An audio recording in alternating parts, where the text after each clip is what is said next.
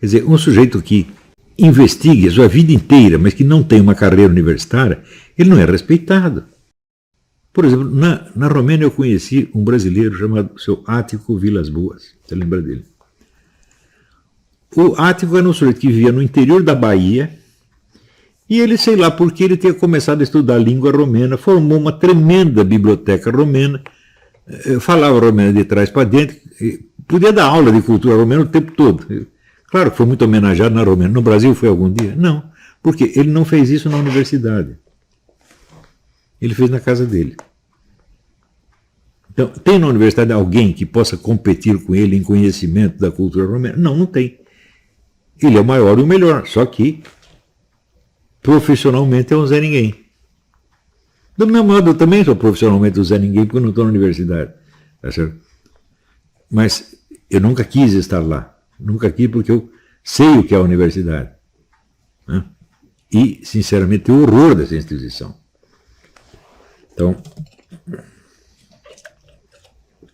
tenho horror dessa instituição, como tenho horror das nossas forças armadas e da classe política e da classe jornalística. Tudo quanto é esse grupo coletivo, eu tenho horror disso. Porque, veja, o coletivo ele é oposto ao conhecimento por definição. Todo e qualquer avanço ou progresso do conhecimento é feito por indivíduos, nunca pelo coletivo. Nunca! Você conhece alguma descoberta científica que foi coletiva? A coletividade descobriu primeiro e depois contou para o pesquisador isolado? Isaac Newton, toda a Inglaterra sabia daquilo lá e foi contar para o Isaac Newton. Foi assim? É um negócio incrível, pô. Agora, quando você vê, vamos dizer, às vezes os próprios grandes cientistas são vítimas disso. Quer dizer, o que fizeram com a biografia do Isaac Newton é um negócio de uma força estupidificante tremenda, porque hoje você estudando o John Dee e vendo a evolução da ciência entre o John Dee e o Newton, você vê que toda aquela sucessão de investigações, descobertas, discussões, etc., visava a redescoberta da ciência mística antiga. Inclusive na cabeça do próprio Isaac Newton. Não interessa saber se ele estava certo ou errado em tudo. Interessa saber que, por exemplo, a parte que é celebrada pela academia moderna, que é a coisa da gravitação universal, era um pedacinho assim, de uma imensa teoria, teológica, na verdade. E que fora dessa teoria da teologia não faz nem sentido, porque não se sabe do que está falando. Veja, as pessoas entendem tão pouco isso que elas acham que a gravitação explica alguma coisa. Quando o próprio Newton falou 1000 vezes, isso aqui não explica nada. Eu não estou usando isso para explicar nada, eu simplesmente medi e constatei que as coisas são assim. Ou seja, é a descrição matemática de um fenômeno natural, não uma explicação. Ele disse, quem escrever que eu ofereci isso como explicação, tá certo? É uma pessoa que não tem capacidade para discutir ciência. Porque deve você estar supondo que a matéria atrai a matéria, diretamente sem ter nada no meio, sem ter um outro elemento que esteja interferindo, e esse sim seria explicativo. Quer dizer, se a matéria atrai a matéria na razão direta das massas e na razão inversa quadrada das distâncias, é porque tem algo que conecta uma coisa com a outra. Não é, a atração não é a força causal. A atração é o que acontece, é o fato explicado e não a explicação. Depois que eu disse isso fica claro, mas vejam o número de pessoas que oferecem a gravidade como explicação. Ou seja, o que eles sabem da física de Newton? Nada. Por quê? Porque estudaram Newton nas apostilinhas da faculdade e não no livro do Newton. Quer dizer, eu conheço uma pessoa, de todas as pessoas que eu conheci no Brasil, eu conheço uma pessoa que leu o livro do Newton. É este que vos fala. Claro que eu tive uma dificuldade enorme, porque as partes mais tecnicamente matemática foi um osso. Claro que eu tive que me ajudasse a entender essas partes. Mas entendi que o Newton falou uma coisa assim, muito simples e absolutamente inegável. De fato, as coisas se passam assim. A matéria atrai a matéria, na razão direta das massas, a razão inversa quadrada da distância. Como é que ele sabia isso? Ele mediu, porra. Né? E isso aí, então, vamos dizer, é considerado uma demonstração científica canônica. Quer dizer, provou que as coisas são assim e repetiram 1000 vezes o teste e continua dando certo. Né? Mas isso não quer dizer que seja uma explicação, que seja uma causa. Né? E ele disse, eu nunca afirmei que isto é uma causa. Tem que ter um terceiro elemento que conecta as duas matérias e que este sim será a causa. Que elemento é esse? Não sei. E até hoje o pessoal também não sabe. Então,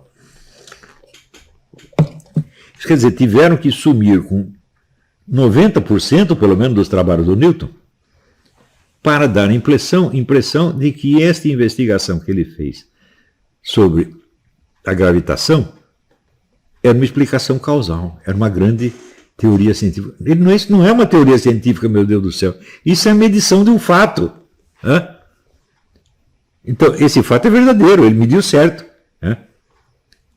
Pelo menos na esfera macroscópica, na microscópica, uma dimensão superiormente grande, talvez não seja, mas para o mundo macroscópico nós vivemos, as coisas se passam realmente assim. Então, isso quer dizer que criaram uma falsa glória em torno do Newton.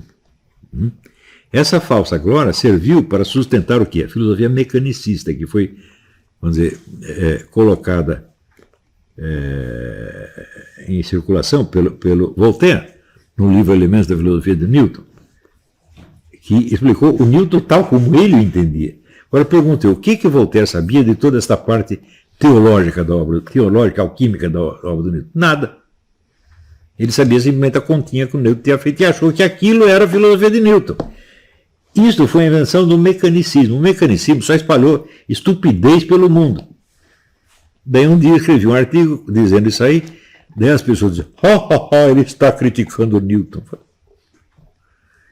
Em primeiro lugar, se fosse criticar o Newton, qual é o problema? Né? Newton é Deus, não pode ser criticado.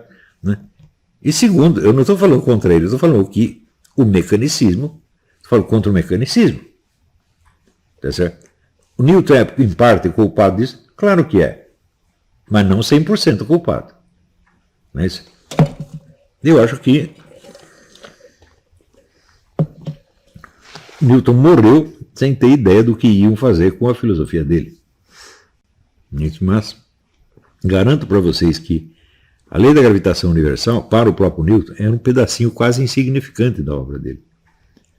O que ele queria mesmo é criar um novo cristianismo. Ele queria ser o fundador de uma nova religião, que é um cristianismo sem a trindade, um cristianismo reduzido à ideia da unidade absoluta, como o Islã. Eu não sei se ele se inspirou na metafísica islâmica para fazer isso. É bem possível, mas para ele saber tirar isso ali, precisaria investigar, né, as fontes do Newton, não apenas os textos do Newton, mas as fontes de onde ele tirou isso aí. Veja, a unidade absoluta é o nome mesmo da teoria do Muhyiddin Ibn Arabi, que é o maior metafísico islâmico. Não é isso?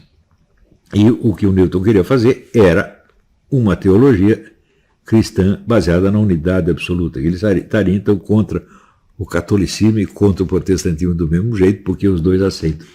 Né? Não tem protestantismo sem trindade, como não tem catolicismo sem trindade. Então ele ia ficar entre dois fogos e ia levar a pedrada por dois lados. Né? Então esconderam tudo isso e celebraram o Newton da teoria da gravidade. Claro que isso é uma farsa histórica monstruosa. Só que quem sabe disso no Brasil? Ninguém. Então você fala, as pessoas acham que você está inventando. Quer dizer, veja, ninguém tem mais certeza das suas ideias do que o ignorante completo.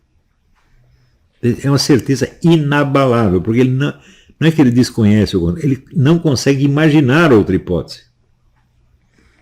Aquilo que disseram para ele é a verdade final e definitiva. Todo mundo na universidade concorda, portanto não tem dúvida. É a autoridade do nosso coletivo, gente. Não é isso?